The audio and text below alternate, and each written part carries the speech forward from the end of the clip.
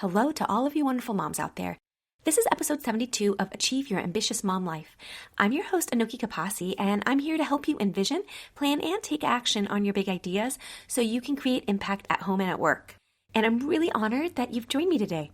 And I just have to sneak in a quick apology because my voice is completely off today and I have no idea why.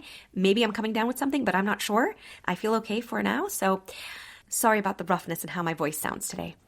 I think today's episode is going to be really important. So let's start off by picturing this. You've just finished the kids' bedtime routine, right? You've read all of the stories, their teeth have been brushed, and you've satisfied all of those one more hug cravings that they tend to have. So now you've collapsed on the couch and there's this familiar thought that just sort of creeps in. I still haven't started that side project of mine. Or maybe it's, I still haven't organized the photos from last summer. Or something even like, I still haven't found time for that yoga class that I keep meaning to sign up for. And then comes the internal dialogue. I can't find enough time in the day. I can't balance everything. I can't be the mom I want to be and pursue my own dreams.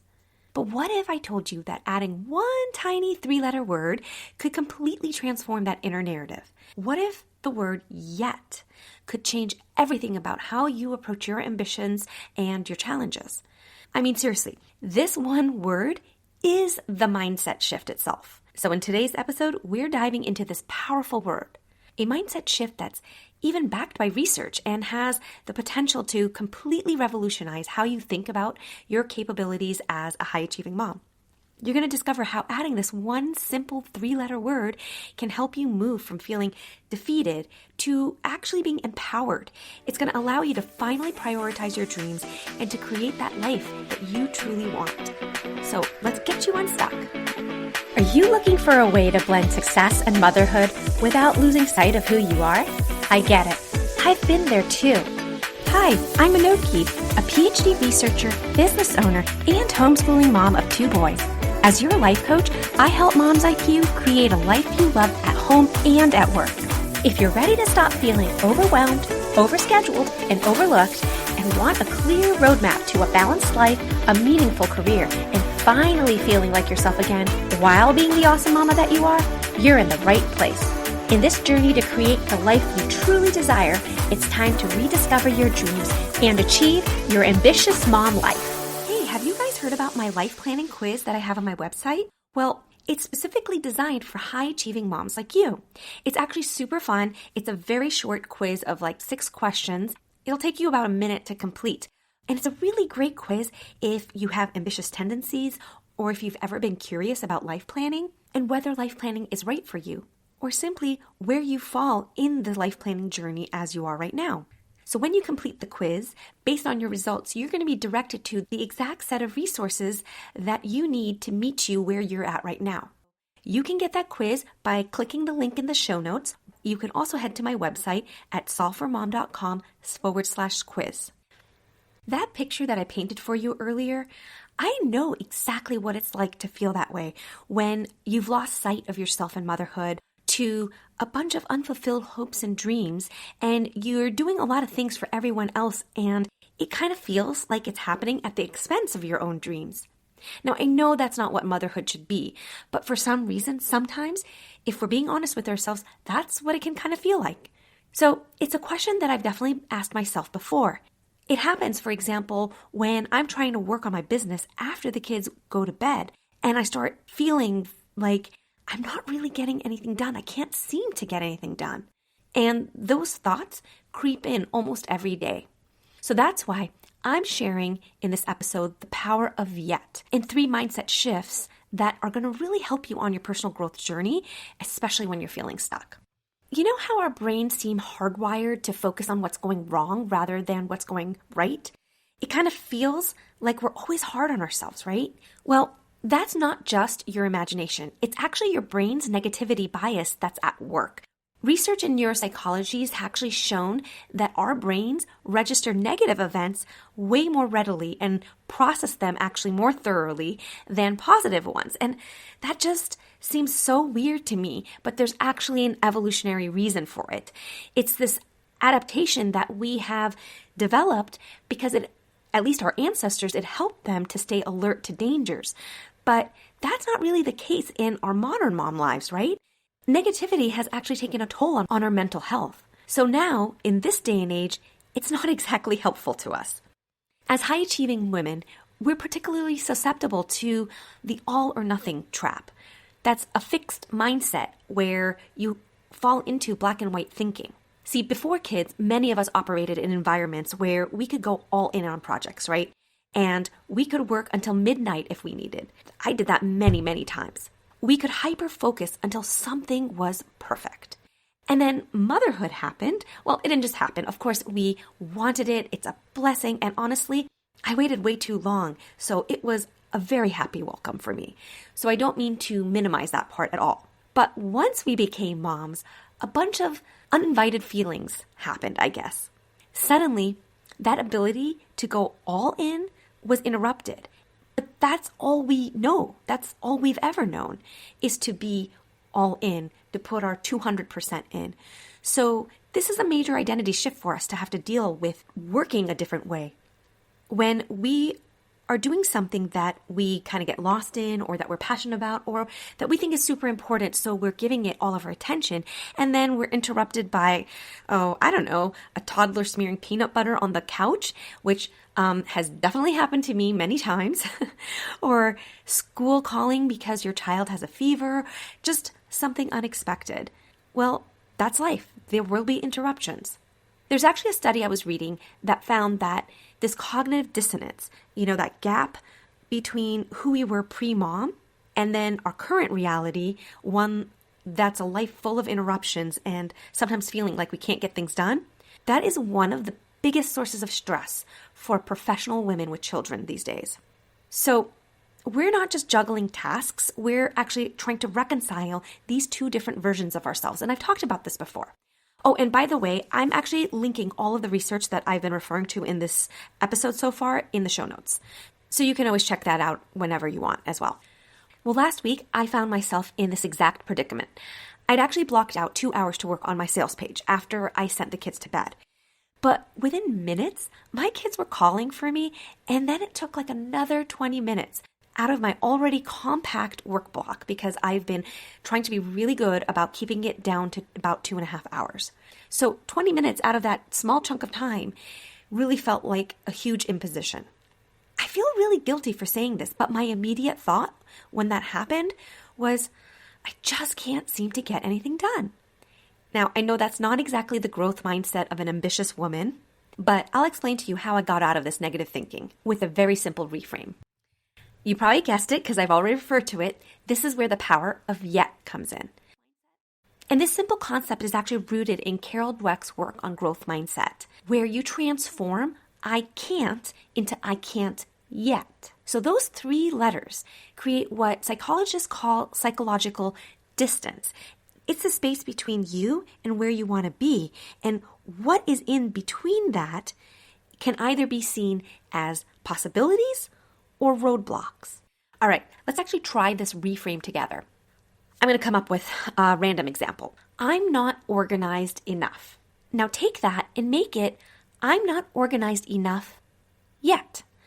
So let's say you're looking around and you're thinking, I'm just not organized enough because there's books piles everywhere and mail gets dumped all over the house like it often does at my place. Your digital files might be a mess, right? So you can't find the documents you need on your computer. So you get the idea. We all know it. That clutter creep is real. And those are the obstacles. And when we see obstacles, we start thinking can't. And when you find yourself saying can't, then see what happens when you tack on the word yet. And what is that difference? Just that one word.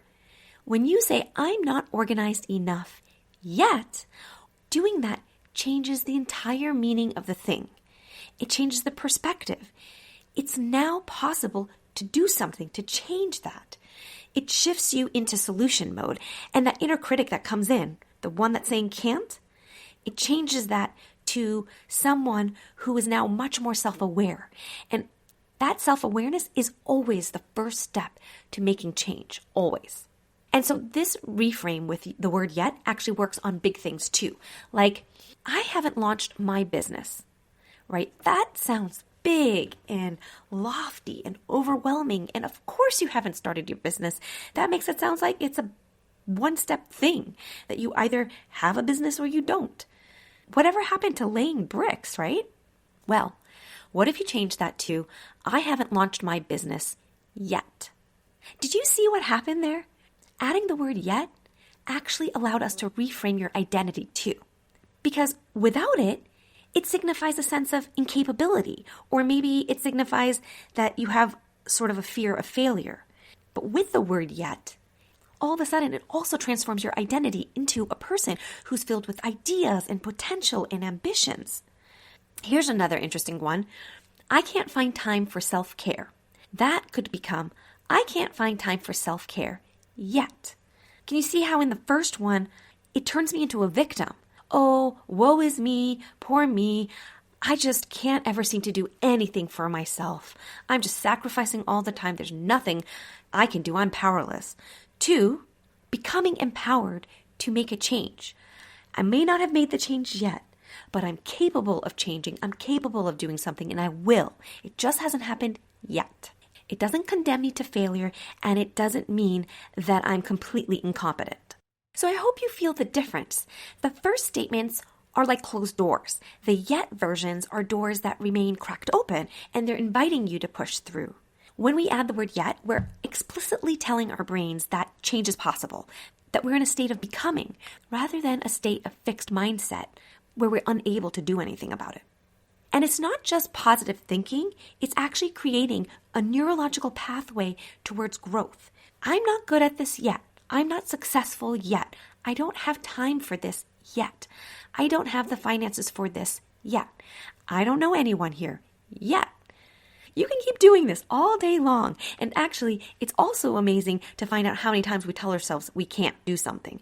So every time you have to intentionally add the word yet, you're also becoming very self-aware of that inner critic in you. But using the word yet, it's actually really fun and kind of uplifting. Now, I know there's nothing magical about the word yet. It's just another word. But when I use it, it certainly feels like I have this superpower. Now, you know how I'm always talking about life planning, so you're probably wondering, how does this mindset actually connect with all the life planning tools that I talk about? So here's the bridge that connects it. When we operate from a yet mindset, our approach to planning fundamentally changes. That includes life planning. So think about your vision statement or a vision board if you have one. Without the word yet, you might look at those dreams and think, well, these are nice, but I don't see how I'll ever get there. But with the word yet, you look at the same vision board or the set of words that form your vision statement and you can think, I'm not there yet. But these are the steps that are going to take me there or get me closer. So the same goes for milestone mapping. When we map out our goals from a place of I can't yet, rather than just I can't, we naturally start breaking them down into smaller steps. You can't not. We stop seeing that gulf between where we are and where we want to be as being impassable, that psychological distance, right? And so you can extend this in other ways as well, right? Let's say you do weekly reviews like I do, where you look to see what were my priorities and my goals for the week and have I completed them? Maybe I'm looking at my habit tracker as well. Well, all of that become way less about beating myself up for what I didn't get done and a lot more about adjusting my course and instead flipping it into an opportunity for me to adjust my course and make sure I get back on track, right? I didn't complete my journey yet, but I can and I will. And if you're resonating with this yet mindset and wondering how a personalized life planning approach could accelerate your journey and help you move towards your goals, I want to invite you to book a free exploratory call with me. In this 30-minute session, we can identify your biggest yet goal and create a custom micro-step plan to get you moving toward it. I only have a few spots available each month for the exploratory calls, so why don't you click the link in the show notes now, and then we can see together if private coaching might be the support that you need to bridge that gap between your not yet and your I did it moments.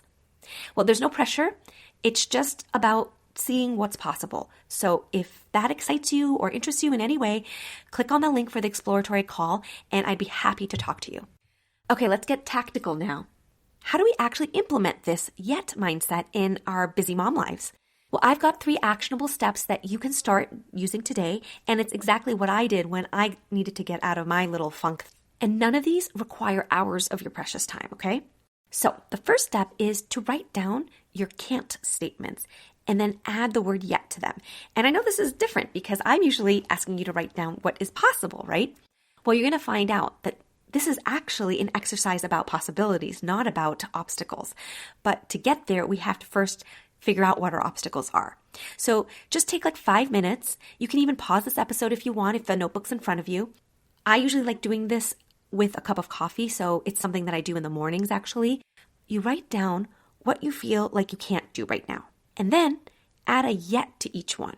Research shows that physically writing down the reframe thought is going to help cement that in our brains, and it fortifies that envisioning that we do. I want you to keep that list handy somewhere, keep it visible. You can put it in your planner, you can put it in your notes app on your phone, or even sticky notes. I actually, for these kind of things, I use really bright neon colored sticky notes and I put them around my desk so that I can remind myself that I'm working towards something really important.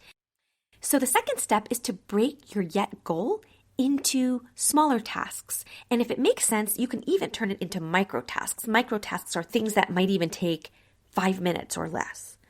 So break them down into smaller tasks or even further into micro tasks. Here's another example from my life. So one of my husband's sort of dream vacation trips has been to spend some time on a yacht. We have many times thought about when the right time to do this would be, what conditions, where, all of these things. A lot of different pieces in our lives have to come together in the right way. So we often tell ourselves, we can't do a yacht trip. Well, actually, I'm often the one that says that, and I can see that a little part of his dream gets crushed every time I say that. Obviously, I don't like to have that effect on anyone in my family. So I can reframe that to, we can't do a yacht trip yet. Okay, so I have my yet statement. How can I break it down? Well, what are those things that I need to do to overcome to get to making that a reality? Well, one of my problems is that I don't really feel safe until my kids actually know how to swim. So fine, I have them in swim classes and I'm working towards getting them proficient in swimming. In the meantime, we've been traveling more, so my family is getting more experience traveling together, learning all the logistics and figuring out, what each person needs when we travel. And also because this is a trip that can happen in the future, we can start planning, right? What is the best weather? What are the best places in the world where we can really enjoy this kind of thing? And so these are the ways that I am breaking my yet statement down. Obviously, each of those tasks are going to be broken down even further. Here's an example of how you can make something a micro task. So let's say your yet goal is, I can't find time to exercise yet. Well, your micro task might be put on workout clothes or do 10 squats while brushing my teeth. You see how those only take a couple minutes, but they're getting you closer. It's so small that it's almost an afterthought to do them. Okay, the third step is to celebrate all of the wins. We can actually update our yet list with what we've accomplished. Okay, our brains need reinforcement when we're working towards goals and things like that. And the reason is that by celebrating or associating something positive and reinforcing something hard that we're doing in that way, it actually helps us create it into a new habit. At face value, these are challenging things that we're trying to do. So we're not going to readily want to do these things. But with enough reinforcement and positive self-talk and other types of psychological and mindset work, we can actually make it easier and easier for us to do these things until it becomes second nature and just becomes a habit. And I'm not talking like a big party celebration. Literally 3 seconds to acknowledge and say to yourself, hey, I did it. That is enough to kickstart the right neurochemistry in order to create some reinforcement. So these wins are things that you did that you actually got right, progress that you made, and also little celebrations that you give yourself. being kind to yourself and saying nice words. I hope we're doing that to ourselves all the time, but we should especially acknowledge when we've accomplished something hard, right? It's a personal win. So here's an example from my personal life. I have always wanted a sauna, one of those cedar wood saunas with the coal pits that steam the water up. We just have not been able to figure out how to do this, how to install this and fit everything within code. There's special electrical requirements and also space issues. So at the moment, this is something that I have to say, I can't have a sauna yet. At that point, I didn't just see that as a crushed dream and let it go and then moved on from that. I still had it in my mind that it's going to happen one day. I just haven't worked it out yet. But what I have done is told myself, what is it about a sauna that I really enjoy? Well, I love the warmth. I love the effect it has on my respiratory system and on my nerves. And I like knowing the science behind saunas and how it's detoxing my body. So here are some things that I have done to get myself into a situation where I'm working my way up to getting a sauna, but also so I can still experience the benefits of a sauna. I spend as much time in the sun as I can. I steam up the shower by turning the hot water on really high and letting that steam take over. I received a sauna blanket as a Christmas gift from my husband, though I gave some very heavy hints to him. And so now, when I need to detox and use the sauna, this is my go-to method. And it works really well. So for now, it's a really great solution. Also, because I love a traditional sauna, when we travel and we have to stay at a hotel, I always make it one of my priorities to find a hotel that has a sauna. Every time I'm able to hit one of those things I just mentioned, that's a little win that I acknowledge to myself, hey, I got a little bit of sauna time in today. I'm wrapping up now, but I want to remind you that this mindset shift with the word yet isn't about a sort of toxic positivity or, being Pollyanna and pretending that challenges don't exist. It's about creating space for growth in the midst of our real lives, one that can be filled with unexpected interruptions like spilled juice or work deadlines and bedtime resistance, all of the things that I talked about earlier. In this situation, I want you to remember the 3 actionable steps because these are the steps that I use to get myself out of this funk where I felt like I was just not getting enough done in a day on my business. I want you to write down your can't statements and add yet to it. And then take those statements and start breaking them down into smaller tasks or even micro tasks. And then when you do make progress on something, take the time to acknowledge that and celebrate it in whatever way you can. You might not have achieved that perfect balance yet. You might not have launched that dream project yet. You might not have found time for yourself yet. But that little word has changed everything about what's possible for you tomorrow. So this week, I'd love for you to share your own yet statement on LinkedIn and then just tag @solveformom so that I can cheer you on. And so can our community. We can all find each other when you use that tag, and doing so, it's going to create that ripple effect of growth mindset in us high-achieving women. I'm Anoki Kapasi, and until next week, keep taking those micro steps towards the life that you want. And that's okay if you're not there yet, but you're absolutely on your way to achieving that ambitious mom life. I hope today's episode will help you create time and freedom to pursue something you love to do. If you enjoy the show, please subscribe and tell other purpose-driven mamas about it. Who knows? You might even make a new friend by sharing a tip. It's all free. By the way, it would be amazing to hear what you think about the show when you leave a review on Apple Podcasts. After all, my passion is to make this a great experience for you. I'll see you next week for another episode of Achieve Your Ambitious Mom Life with Anoki Kapasi.